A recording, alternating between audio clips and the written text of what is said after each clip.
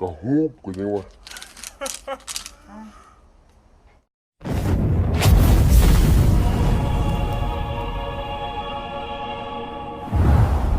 สบายดีเพื่อนๆวันนี้ก็มาพบกับช่องดาววิ่งอีกแล้วเนาะวันนี้เรากับสิพาทุกคนมาเฮ็ดตำขอบคุณเนาะว้าวตำเขาก็จะมีปลาหมึกตีนไก่ปีกไก่แล้วก็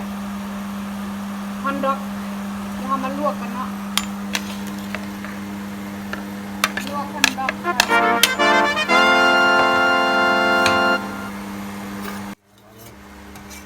เด้อ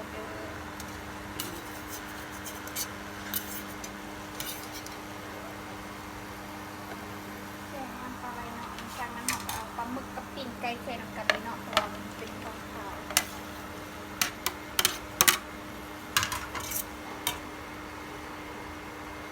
เป็นยังกูไปใช้น้ำกันเพราะว่าตัวนี้มันสุกไว้นะตัวนี้มัน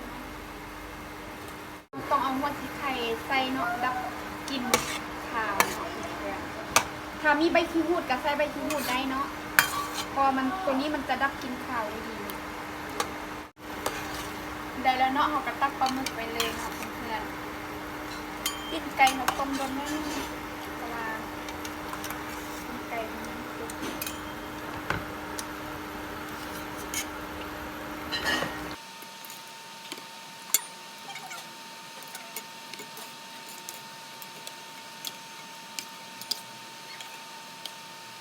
เอามาแช่น้ำเย็นเนาะเพื่อให้มันกรอบเนาะถ้าเรามีน้ำก่อนใส่มันแห้งจะกรอบดีเนาะ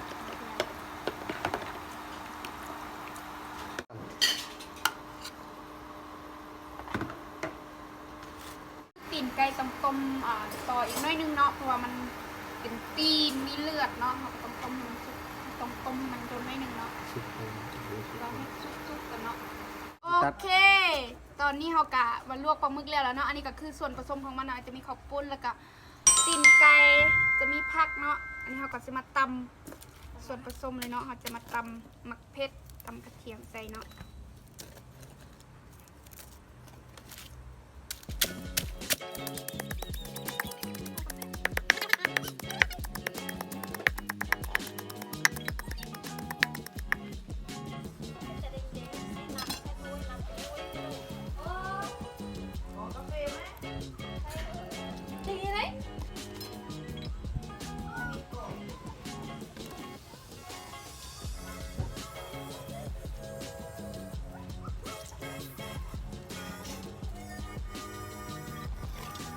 มะนาวเขาก็ใส่2 หน่วยเนาะเพื่อนๆเดี๋ยวจะไปหมักส้มหมักหวานเขาก็ใส่ไปเลยเนาะมักเผ็ดถ้ามักเผ็ดเขาก็ใส่โลดใส่เยอะๆใส่หลายๆแล้วเนาะนี่เอามาแล้วไปเบิ่งดูพอลง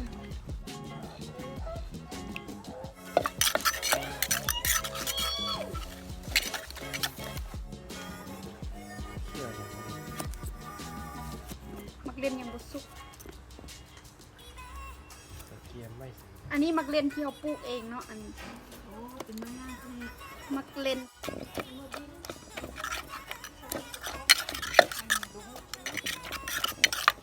ก็ขี้ใช่ไหมกับขี้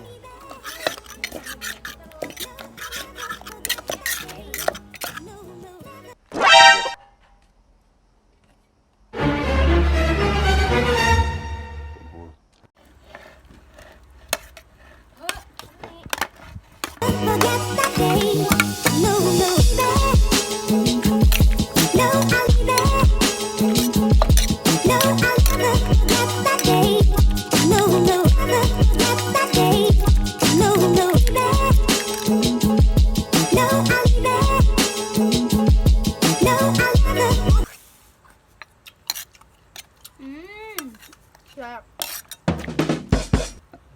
ไม่มักเล่นป่ะไปวันมันก็เฮ็ดอร่อยไปวันกินก่อนจับกระทาดทายน้ำเดี๋ยวจับแบบสี่แล้วก็ทายใส่น้ำปกกินประมาณ4-5 คำแล้วก็ท้ายกินมดแล้วก็ท้ายกินคนเดียวกินมด Oh no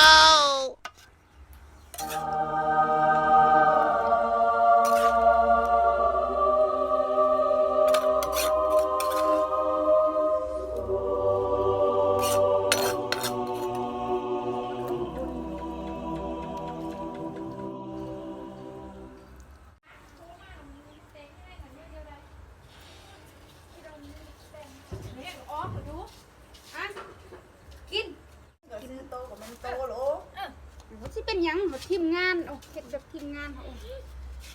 จะเป็นเฮ็ด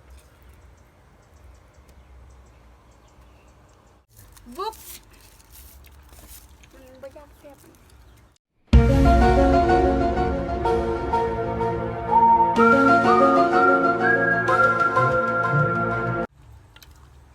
เราถาวหน้าสแนลมันไปกินอยู่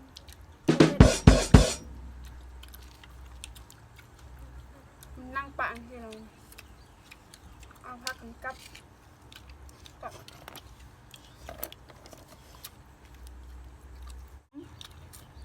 ไม่จ้า